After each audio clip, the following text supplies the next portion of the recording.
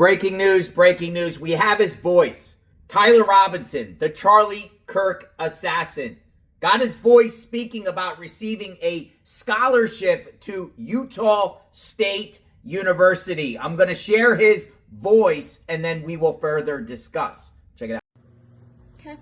Congratulations. You have been selected to receive the Resident Presidential Scholarship from Utah State University. The value of this scholarship is approximately $32,000. This scholarship is available for 4 years or 8 semesters. All right, he's the one. That is the first time we've heard his voice, the first voice we have of him. And I'm sure other clips will eventually come out about this guy speaking. We want to hear him speak. We want to hear what he sounds like. Now you have a voice to the man that got arrested in connection with the assassination of Charlie Kirk at Utah Valley University. He went to Utah State University receiving a scholarship, which is about 2 hours away.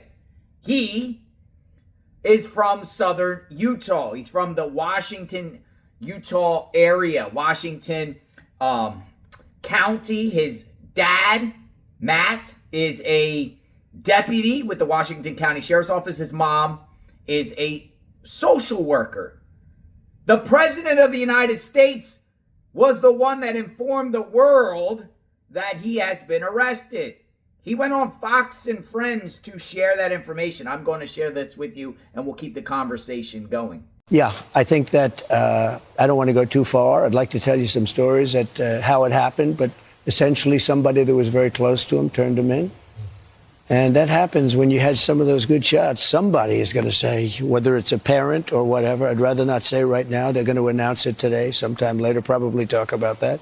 But somebody close to him turned him in. You know, they said, whoa. It's interesting where we had very good pictures, but not great, not perfect. And when you look at it, what happened is somebody, and this happens a lot. It happened with the crazy Boston bomber. It happened with others. Somebody that's close recognizes even a little tilt of the head, which nobody else would do. And somebody that was very close to him said, that's him. And essentially went to the father, went to a U.S. Marshal, who was fantastic, by the way. And the person was involved with law enforcement, but was a person of faith, a minister. And brought him to a U.S. Marshal, who was fantastic. And the father convinced the son, this is it. And again, I'm always subject to be corrected, but you know, I'm just giving you, based on what I'm hearing, they'll give you a much more active. I just heard about it 5 minutes before I walked in. As I'm walking in, they said, looking real good. They have the person that they wanted. So you have breaking news, don't you? Huh? Now the question is he going to be charged federally? And I think he will be charged federally.